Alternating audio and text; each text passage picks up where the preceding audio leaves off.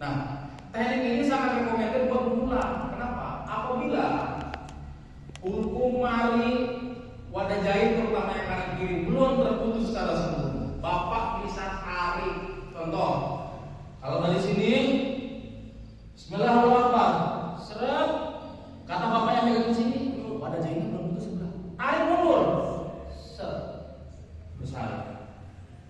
Kalau tarik gimana Pak? Karena susah, tarik begini, belum putus, dimasukin lagi begini. Itu di rujak netizen biasanya yang begitu. Ah, nggak bisa, lu apa? Itu sering Pak. Tarik mundur. Ah, sadar. Bentar ini yang dorong Pak. Bapak bisa lihat sekali dorong aja. Sapi Imo. Beneran ya? Berangus ya? Nah, teknik dorong ini Pak, kalau tahun-tahun sebelumnya populer di makanan. Pak, kalau tahu gimana? Boleh, boleh. Tapi teknik dorong ini jujur beresiko. Kenapa? Karena biasanya teman-teman tangan yang nggak pegang pisau ditaruh di atas pisau. Begini. Benar Pak ya? Tahun kemarin persis kejadian, kawan itu diingetin, Bang, satu tangan aja. Ya Bang. Tapi udah dikasih tau, ragu dia, begini. Kepala sapinya goyang, si golok itu balik, tok, jahit 12 juta.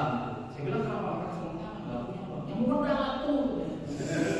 Yang kedua, masih teman-teman kepala kami sendiri Pak, didorong begini, tangannya tusuk, ketusuk Pak. Yang begini bakal tusuk, masih bisa dibuang. Bener. Yang ketiga, itu sebenarnya yang praktekin yang tadi Pak. Orang udah pulang ya. Pakai sarung tangan baja, sarung tangan ini Pak. Besi ketemu besi Pak. Besi ketemu besi, kenapa jadinya licin. Tapi masih aman Pak. Bapak itu praktekin sendiri, apa benar? Makanya tadi dua tangan ini Pak. Saya juga Pak, Bapak lihat di YouTube. Tapi kadang-kadang orangnya gitu, itu dalam mentah-mentah, nggak dikoreksi dulu dan biasanya yang si pemapar itu rata-rata kurang dijelasin tuh, nggak detail gitu. Bapak ya. Jadi untuk yang pemula, yang paling rekomendasi dorong satu tangan aja. Nah, untuk ukurannya Pak, untuk ukurannya, Bapak tadi itu kayaknya udah pernah melihat atau ikut pelatihan 531 itu. Yang mempopulerkan adalah Dr. Hewan Suprapito dan PP. Ya, 5 jari untuk sapi, 3 jari untuk kambing, 1 juta untuk unggas. Kalau ini sapi, nah, kalau ini sapi Pak, Bapak ukur 5 jari di rahangnya atau di belakang kuping persis. 5 jari. Pak, saya. Nanti 5 jari itu Pak, jatuhnya di bawah jagung. Di sini Pak. Ini jagung yang menonjol. Sapi kambing ada jagungnya. 5 jari plak di sini saya. Kambing 3 jari plak di sini saya. Jelas Pak ya? Ayam 1 jempol. Tarik, jepit, ayam. Nah, kalau di posisi tulang belakang itu antara tulang C1 sampai dengan C3 di antaranya. Nah, kenapa di posisi di situ? Yang pertama terkait masalah nanti jalannya ke pinggir. Karena beberapa ada yang menyebutkan, Bang, kalau memotong jatuh itu bukan memotong hulkum dan mari, tapi antum memotong pangkal lidah. Karena di jatuh itu belum terpisah antara saluran makan dan saluran napas. Nanti kami kita tek ya. Itu yang pertama. Yang kedua, kalau kita memotong jatuh, golok atau pisau akan lebih cepat tumpul. Kenapa? Karena jagung itu tulang rangka lebih keras daripada kerongkongan. Kalau ini kerongkongan tulang rangka, yang ini jagung ini rada rangkanya dikit Pak, jadi lebih keras. Jadi pisau yang Bapak pakai akan lebih cepat tumpul. Jelas Pak ya? Jadi disarankan di bawah jagung. Kami pun sama Pak, ketika pakai 3 jari itu jatuhnya di bawah jagung Pak. 1 jari setengah sampai 2 jari di bawah jagung. Kalau kambing ukuran seperti itu. Nah, yang kedua, kalau geser, kalau penyembelihan kan sebut apa ya? Penyembelihannya dihalat. Pembuluh darah vena yang dari jantung ke otak maupun pembuluh darah arteri dari otak ke jantung itu vena jugular dan arteri karapates pulmonis pada posisi C1 sampai C3 itu dia mengumpul bareng. Kalau naik Pak, mencar. Jadi kalau Bapak naik sedikit, itu ngumpul Pak. Emang kita buat praktek. Kalau Bapak naik ke sini, Bapak akan lebih muterin lehernya sekitar 80 derajat, nyari wadah jahitan putus. Venanya Pak, yang darah masuk itu venanya. Jadi Bapak punya nanya, tapi kalau di situ nggak usah, apalagi sampai kecil, 28, 3,5 masih dapat Pak. Tapi kalau sampai gede, Bapak harus melingkar dari sini ke sini 180 derajat. Kalau mau memutuskan dengan sempurna hukum mari dan wadah jahitan. Kan putus Pak ya, bukan ngalir. Kalau dari saya tapi belum masih ada nyambung, berarti kan belum putus. Itu mungkin ada beberapa pandangan yang berbeda. Nah, sambil dari sini gambaran anatominya Pak, kenapa harus di bawah jantung? Kalau di atas jantung ini udah jauh Pak dari leher ini. belakang Pak. Nah ini yang biru sama merah. Tapi kalau C1 sampai C3 ini akan berdekatan dengan hulkum dan marinya. Tuh Pak. Nah ini Pak, kalau pakai yang begini Bapak sendiri, tulang belakang, mari, makanan nih Pak. Ini hulkum, tenggorokan yang nafas. Kalau mari itu bentuknya kayak usus, hulkum kayak selang aset. Ini pembuluh darahnya akan tinggi. Nah, pada saat penyembelihan kita butuh tandem. Yang menyembelih, yang megang pala, yang narik gambir. Kenapa? Masing-masing orang ini punya tugas untuk mengkoreksi. Yang sebelah sini melihat aliran darah. Bang itu belum masuk Bang, penanya Bang. Besok lagi Bang. Benar Pak? Karena kan darahnya dari sini Pak ya. Ini yang megang pala. Yang dari sini gambir ketika dipotong akan melihat hukum marinya terpotong. Jelas Pak ya? Jadi mereka punya tugas juga. Nah, oleh karena tugas itu Pak, jangan Bapak tutupin sama kardus. Nah, kardus kalau bisa. Tujuannya apa Pak? Supaya Bapak bisa melihat irisan atau sayatan yang pisau tadi benar-benar memutuskan hukum mari dan wadah jahin. Jelas Pak ya? Jadi kalau ditutup gimana kita mau melihatnya Pak? Kan nggak bisa Pak kalau itu. Makanya dibuka saja. Terus orang masih tenaga kurang bantuan. Nah ini gitu Pak ya. Kadang-kadang orang mau tukang membantu ya jangan aja berani Pak. Makanya yang di posisi ini Pak harus orang yang punya mental kuat. Jelas Pak ya? Untuk teknik tarik ada dua versi. Tetap posisinya begini Pak. Nah, teknik tarik seperti tadi itu pakai pisau panjang. Sebetulnya kalau pisau panjang itu Pak nggak pakai apa namanya bolongan, pakai gelembung nggak masalah Pak. Yang penting Bapak bisa ngomong. Kalau yang enak Pak pisau panjang, miring 45 derajat, masukin dan panjang saja panjang. Toh, yang kena pertama pangkal ke ujung, miring Pak, pangkal ke ujung, putar 180 derajat melingkar. Kalau Bapak cuma begini doang, wadah jahit sebelah sini kadang-kadang putus. Karena Bapak cuma begini doang. Bapak putar dulu Pak. Sebisa mungkin sebelum yakin ini putus, Bapak jangan angkat pisau. Kenapa? Karena beberapa daerah kadang-kadang kita dina rame Pak. Wah, kamu bisa makan angkat besar-besar. 2 kali. Nah, betul Pak. Sebenarnya kalau kita ini Pak akan nanti juga menyarankan atau seperti tadi, ya kan? Kami coba menyarankan tapi bisa tarik seperti ini, puterin Pak. Nah, kalau mau diulangi Pak, andai kata belum putus, Bapak jangan masukin begini Pak, nyangkut. Bapak dari sini, kalau yang belum putus, mundurin sedikit tarik. Kalau Bapak maksain masukin begini, nobros Bapak. Jadi bapaknya pisaunya dan akan grogi Pak. Dilihatin penonton ya kan, netizen yang budiman ya kan. Gembel lagi tuh Pak biasanya Pak. Betul. Calon lagi. Nah, Itu yang pisau panjangnya, pisau pendek gimana? Kalau pisau pendek, bukaannya dari ujung masuk begini, tenaga atau serok. Pak, kenapa sih nggak disaranin miring? Yang pertama, Pak, kalau miring, tegangan lehernya nggak maksimal. Karena di sini ada di RPH, Pak. Gitu. Kalau di RPH enak, Pak, udah profesional. Kita ini kan lagi perlu jari, Pak. Rombongan jaga 100 kali, Pak. Kalau Bapak kaki begini, posisi miring begini, ini sering kejadian bolong terjepit leher. Bapak boleh lihat itu. Rata-rata kejadian sapi itu bergerak ketika disembelih adalah posisi kiri, Pak. Benar Pak? Kalau tengadah kuat atau miring atau tegang sempurna, insya Allah kejadian Bapak bisa kejepit leher tidak akan terjadi. Kalau bisa pendek dari ujungannya. Bismillah. Dan juga yang miring yang sapi putih di RPH ini kami yang bulan ini. Kami nggak ada.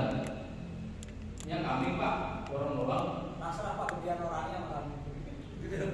Itu waktu masih kelas berat Pak. Itu 5 tahun yang lalu. Bapak kenal lah yang namanya sama. Udah gitu Pak.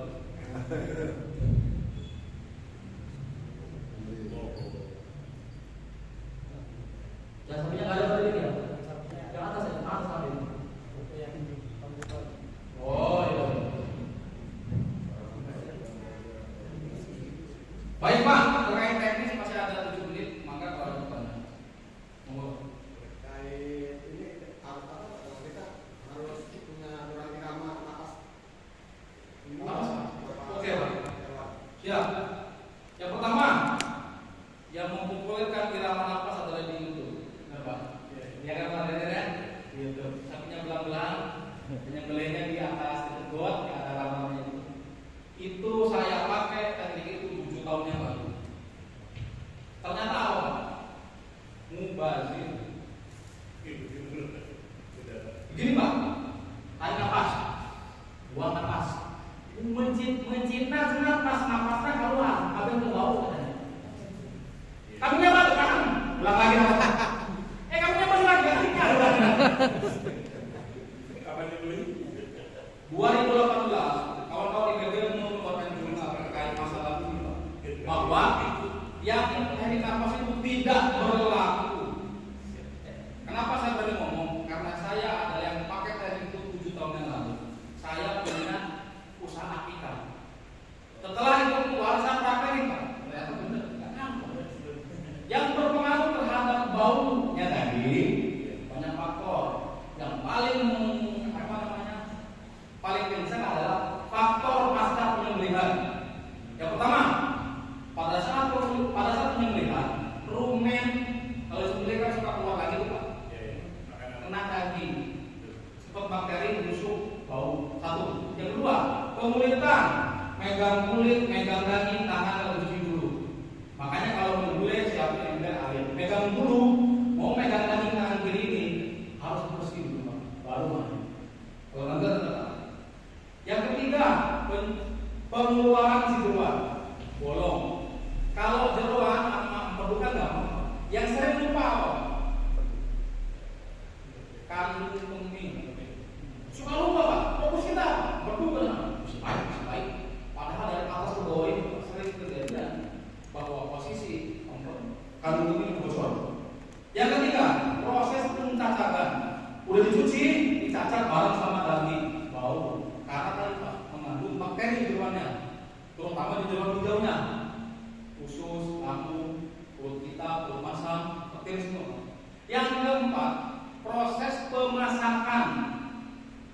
Dulu saya nggak ngerti masalahnya itu Pak. Main kerongkongan itu kulit berbuih, bau Pak. Nah, setelah saya belajar dari kawan saya, Pak, kalau mau bikin kue, jeruannya abang rebus dulu terpisah dari tulang sama daging Bang. Abang pakai daun salam, daun jeruk, direbus dulu. Setelah matang itu usus, itu babak, itu hati, itu paru, baru abang potong. Abang gabungin ke betul. Terus Pak, hindarin ngebakar dulu. Kelenjarnya yang enak bersih Pak, tapi sangin. bau Pak, karena Pak, kelenjarnya bukan menempel lagi. Saya buktikan, demi Allah, saya buktikan. Sampai sekarang itu, alhamdulillah dengan ATK saya lancar. Suka ngomong, bolehnya kalau kami ini sapi ya? Itu Pak, dulu saya pakai itu belum Pak. Karena pada orang tahu dulu, supaya nggak bau. Andai kata pun yang masih pakai teknik itu nggak bau, berarti dia proses yang dari awal tadi udah benar berarti. Kira-kira gitu Pak, terkait masalah bau. Karena sebetulnya simpel. Bapak nggak mau daging bau kambing berbernus, gampang Pak. Bapak makan daging sapi. Coba ya. Insya Allah Pak, saya udah buktiin sendiri. Semenjak saya punya APK pakai teknik itu, alhamdulillah Pak. Kira-kira gitu Pak ya. Monggo Pak, satu lagi nih. Monggo Pak. Ini mohon maaf datangnya. Ketika 531 dan Siap Monggo. 531 Ya. pas kebetulan yang di bagian 5 ya. Ya. Di sini tuh ada bekas tali ya. Nah. Ini batasnya dari mana? Ya. Apakah perlu digeser sedikit? Ya. Geser sedikit. Siap Pak. Atau mau Pak, kita coba sambil Pak. Ya. Yang pertama, tali atau aksesoris apapun yang menempel di badan Nabi atau di tangan kita, dan tangan cincin copot. Kalau tali ini Pak, memang betul kata Bapak, harus dicopot. Kenapa? Akan mengganggu aliran darah yang keluar. Enggak bekas tali. Bekas tali ya, Dagingnya tuh keras gitu. keras, nggak masalah. Karena Pak, pada dasarnya yang kita sayat itu ketika menyembelih apa? Kulit Pak. Kalau kulit sekeras apapun, saya alhamdulillah Pak, belum pernah mengambil saus.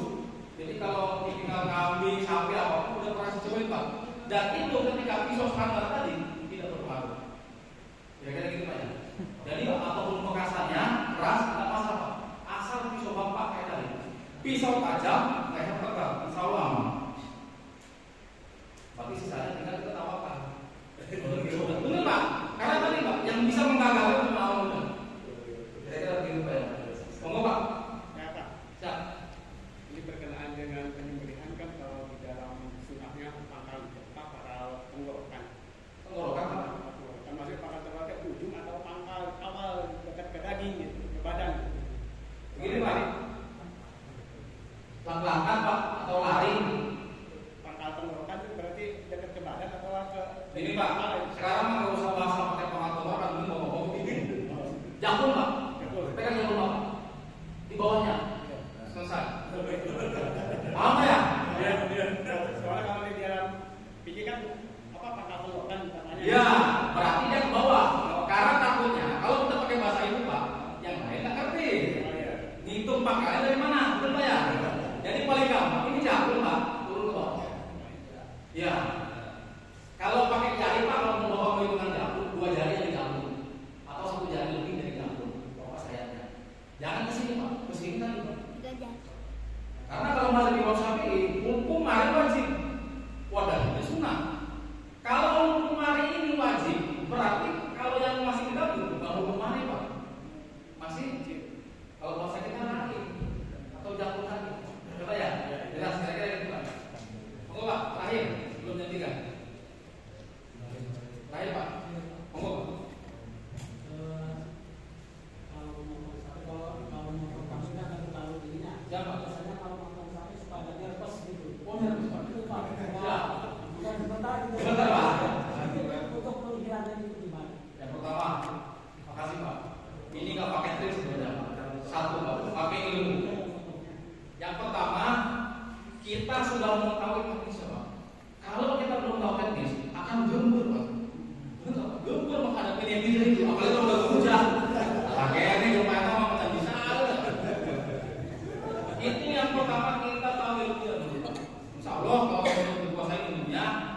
Yang kedua Pak, kalau kami biasanya beberapa kawan itu sebelum melakukan pemotongan terutama hari kurban gitu, kami dulu Pak, sholat hajat berdoa, minta Allah supaya memudahkan. Biasanya kan kalau kita begitu Pak. Setelah itu Pak, Bapak ajak teman-teman yang memang satu frekuensi sama Bapak. Karena kan ini pengaruh Pak. Kalau kita sendiri yang ngomong Pak, kawan kita kontrak, kita Ini jangan percaya Pak, betul Pak ya.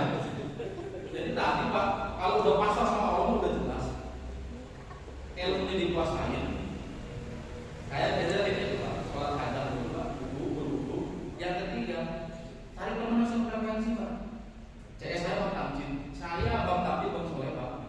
Dari zaman kita pertama kali ngomong kayak begini Pak, sampai tahun kemarin dapat amanah membeli sapinya Bapak Kota Bekasi sama anak Lilita di Masjid Al-Barakah Bekasi. Kebetulan kita bertiga yang ngomong. Udah Pak, frekuensi ya ini aja lah. Jadi kami, saya Lihat Tamjid kan saling menguatkan satu sama lain. Bismillah Pak, Bismillah Pak. Padahal kita juga, terus Pak, kamera.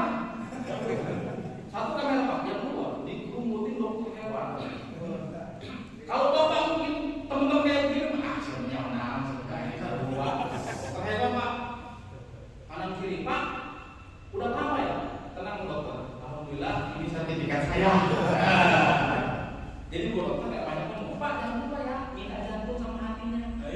Betul, kenapa? Buat dicek. Salah satu yang dicek dokter hewan, postmortemnya adalah pengecekan jantung. Ada nggak sisa darah di serambi kanan atau serambi kirinya? Itu salah satu pembuktian sapi stres atau darah tidak keluar secara sempurna. Yang kedua, ngecek hatinya Pak.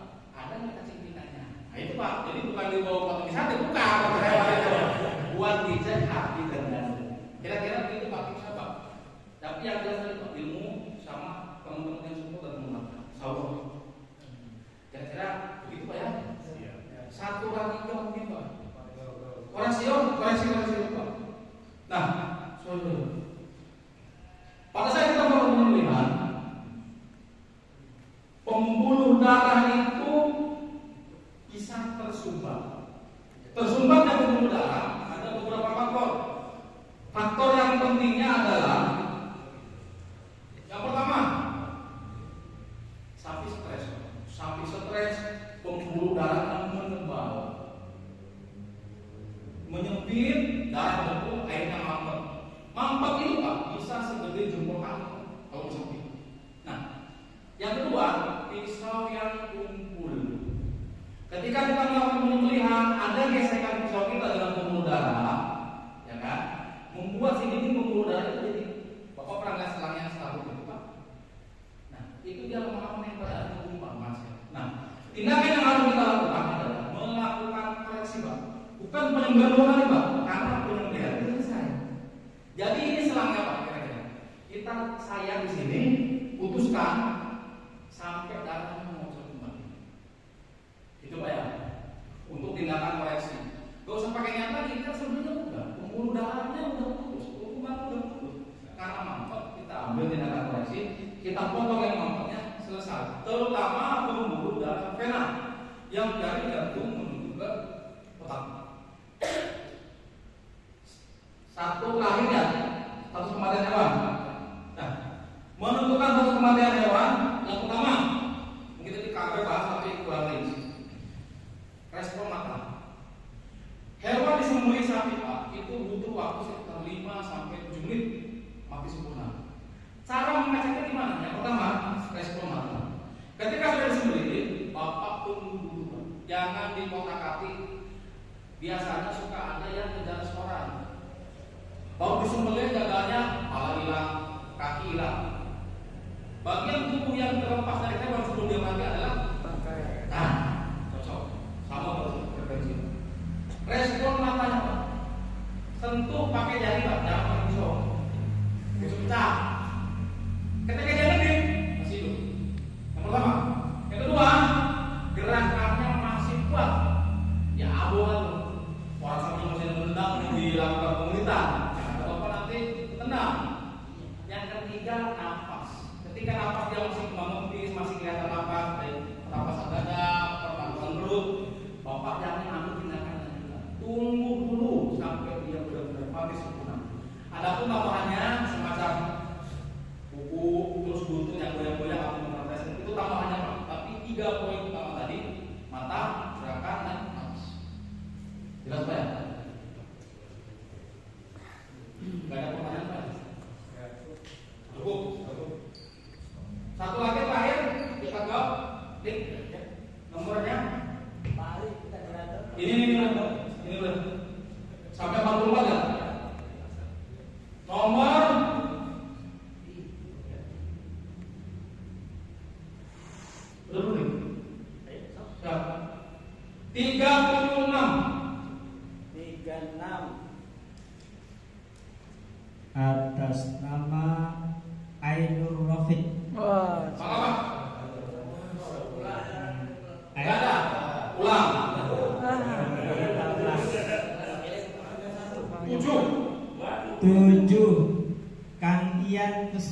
Iya deh. 2 kali. Nomor 26. 26 Kang Yayan. Nah, Pak Pak Ketua kan siapa teman-teman?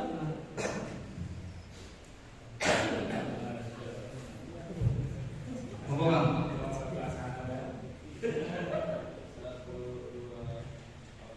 Abi itu pegang apa sih?